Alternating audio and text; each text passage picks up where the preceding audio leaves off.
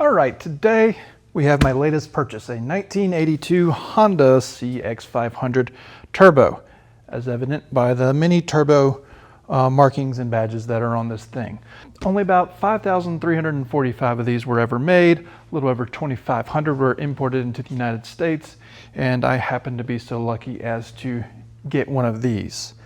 It's one of these bikes I've always wanted for a long time. They finally, one popped up at the price and I was able to get it. I had permission from the wife and everything. So here we go. This is really exciting. So today we'll just do a little walk around of it. We'll do a ride and give you my thoughts on the Honda CX500 Turbo. Iconic bike, in my opinion. So the CX500 Turbo, some people call it the first production turbo motorcycle out there. Some people say it's not. Some people say it's the 78 Kawasaki. Well, I mean, it depends on which way you want to look at it, but it's one of the first production turbo motorcycles out there, which I think is really cool. It has all this interesting body work on it. I'm really not a big fan of plastics and all that kind of stuff. That's one reason why I don't like a lot of modern motorcycles. It's just plastic fantastic. But this, I think I'm good with. All right, so as we walk around the motorcycle, it's not in perfect condition at all. It's an honest runner. It's got some scratches on here. It's got a mark right here. Down here is another one. I think the guy said one of the previous owner's wife backed into it with her SUV and knocked it over. So I think that's why it's got this damage here. A little bit of spider webbing there. A little bit of a couple marks there, but honestly, it's not too bad. It is a little dirty. I've been riding it and honestly enjoying it, but I think it's really cool. The gold rims right there, I think they look pretty cool. We also have a turbo badge right here on the front, but the seat is comfortable. I fit myself on it and put my 2-year-old on it in front of me right here, and honestly, he loves to ride the turbo. It's every day he's ride cycle, so that's what we do as long as the weather cooperates. I do like the detail on this gas cap, the old Honda emblem there. And as we turn the key on, you can hear the fuel pump turn on. We got our turbo boost gauge right there. So as you get into the boost, it grows. I'll show you that.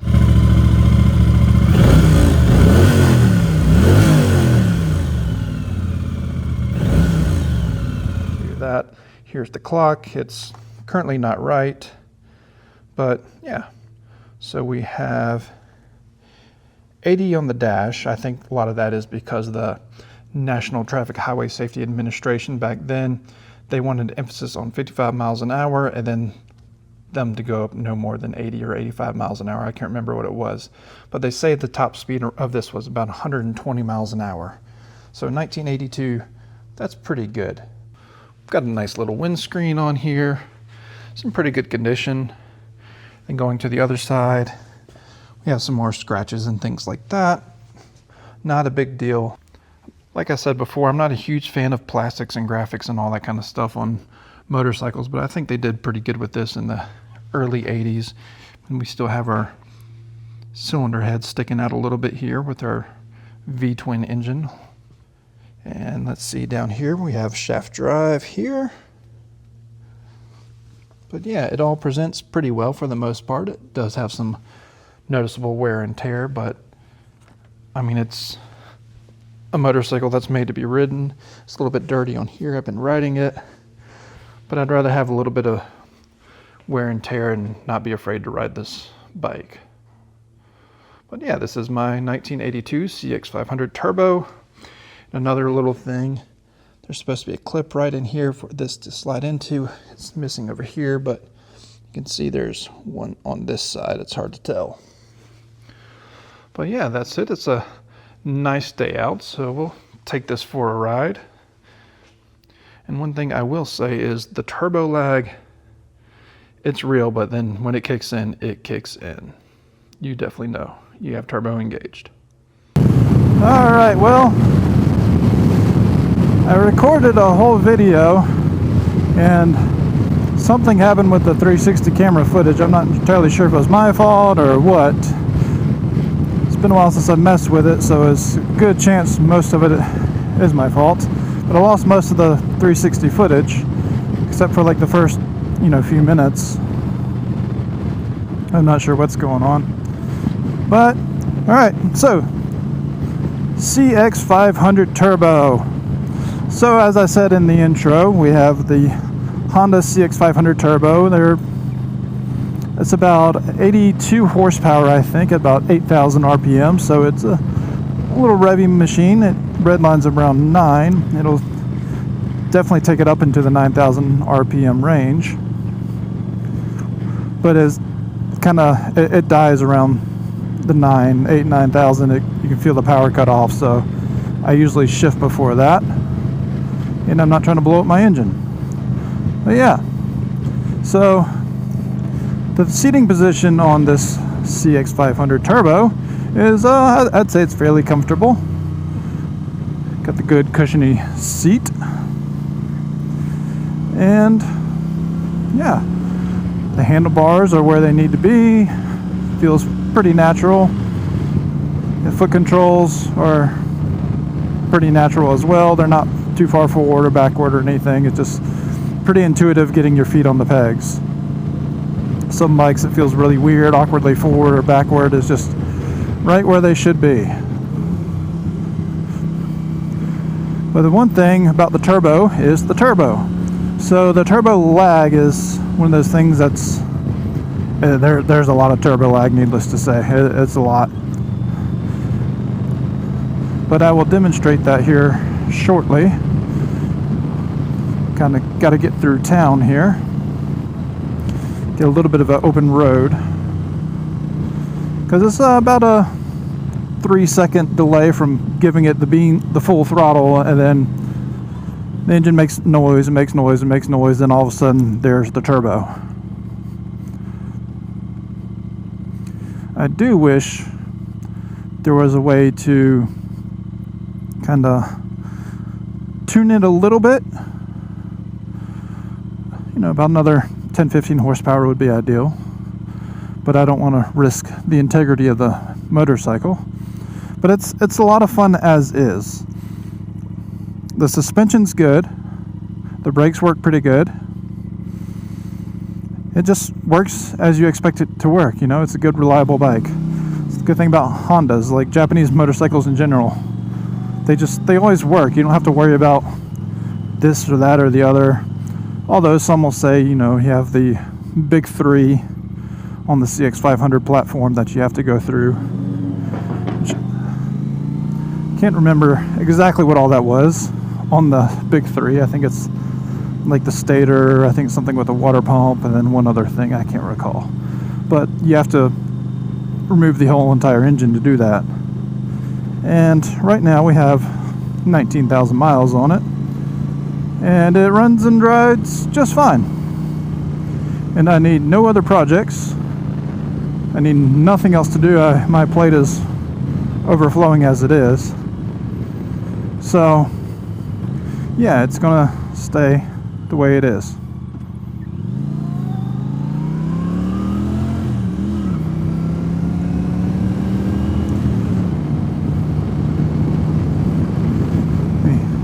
Get a little bit outside of town here because a lot of times there's police around here and up here, but we'll see.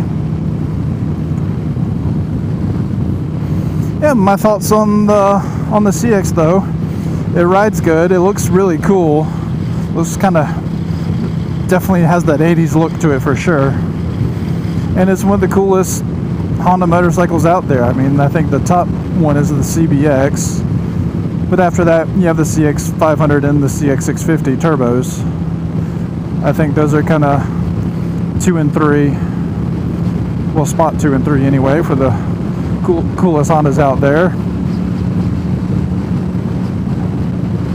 And then you have the cam-driven V4 engine that's in a few of the Hondas. I can't remember exactly. I think it's in the Sabre. I'm having a brain fart right now. But yeah, that's a cool engine too. I think they sound really good. But yeah, the sound is one thing I have to complain about. It could be a little bit louder, I don't want to, rattle my teeth or anything like that, but I think it could be, slightly louder exhaust would be nice. But it was the 80s, so there's a lot of things were cut down on there. I don't know if you can see the speedometer. There's emphasis on 55 miles an hour, and then the speedo only goes up to 80. Even though they've said from the factory this will do 120, which I believe it. I've gotten it past the 80 mark, and it's still pulling strong. All right, ready? So there's my turbo gauge. I don't know if you can see it, but I'm going to roll on the throttle. Throttle, 1, 2, 3. There's turbo. Yeah, it's about a 3-second delay before that turbo fully spools up. But it's a lot of fun when it does spool up. It's like, are you sure you want turbo? Are you positive you want turbo? Okay, here's all the turbo. All the boost. But this motorcycle is quite comfortable. It's not difficult to ride. It was really weird at first, the first time I ever got on it, because I'm used to being able to see the front wheel, and I can't see the front wheel, and that's just kind of weird. Turning at low speeds and maneuvering it is just really awkward. But once you get used to it, it's not bad.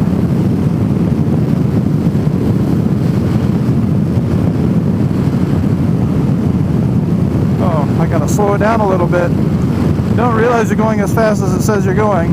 I haven't compared to GPS or anything, but I didn't feel like I was going very fast there, but I was, 1 or 2 mile an hour over the speed limit. This thing handles pretty well. I mean, it's fairly heavy for a 500cc bike. I think it's about 580 pounds, 570, 580, somewhere in there, which personally I think is heavy for a 500cc, but I guess I'm used to air-cooled and this is liquid-cooled.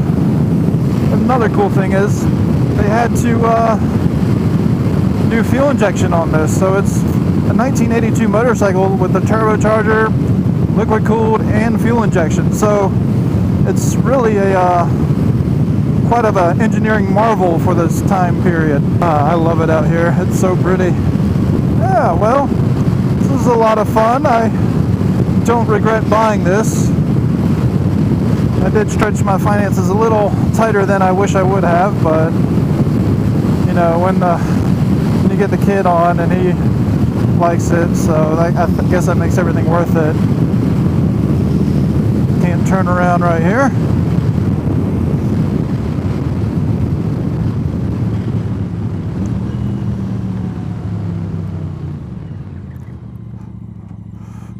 All right, there we go.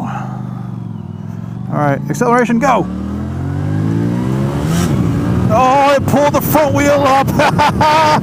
It pulled the front wheel just ever so slightly up.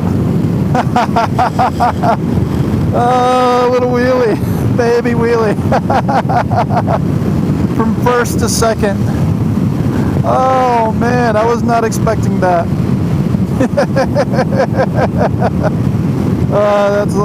That's so much fun. Well, I guess it's an official Hoon bike, because I guess you can wheelie it if you really try. I'm not I'm not very good at wheelies, and 2, I'm not trying to put that extra stress on the bike. But just going through the gears there from first to second, full into the throttle, it pulled it up ever so slightly. Yeah, the thing about this turbo is everything's kind of just the way you expect it should be. The seating position's comfortable, the gearbox works exactly like you want the gearbox to work. You're not fumbling around trying to find your neutral or hope you got it into, second gear from first gear. I mean, you could shift it pretty quick. It's not like a older BMW like an Airhead where you have to count a little bit in between going from first to second. You have to let it settle down a little bit. This is like, all right, yeah, first, sure, second, no problem, let's go. Third, fourth, yeah. Well, yeah, I mean, I like the Turbo. I think it's a good bike. The dash displays everything you kind of need it to say. Has the time, but the time is currently wrong. I need to fix that. But it says whether you're on reserve, on field, has your fuel level, coolant temps, which are still looking quite nice, despite me just ringing it through the gears. You know, whether you have oil pressure or not. So yeah, you're neutral, and whether you have high beams. I think that's, I mean, what else would you want to really know? You got your tachometer, your speedometer. That's a fun bike. Like I said earlier, I think about 10 to 15 more horsepower. Oh man, it'd be a riot. But I think that'd probably be closer to what the 650s are like. I haven't ridden the 650. I'd love the opportunity. If I ever had the opportunity, I'd definitely be excited. And I mean, I've read that the 650, it doesn't have the turbo lag. I mean, the turbo lag is kind of fun though. It's kind of like, are you sure you want to have fun? All right, yeah, you're having fun. But then also a good tuned engine with no turbo lag is also satisfying as well. I guess it just depends on how you look at it.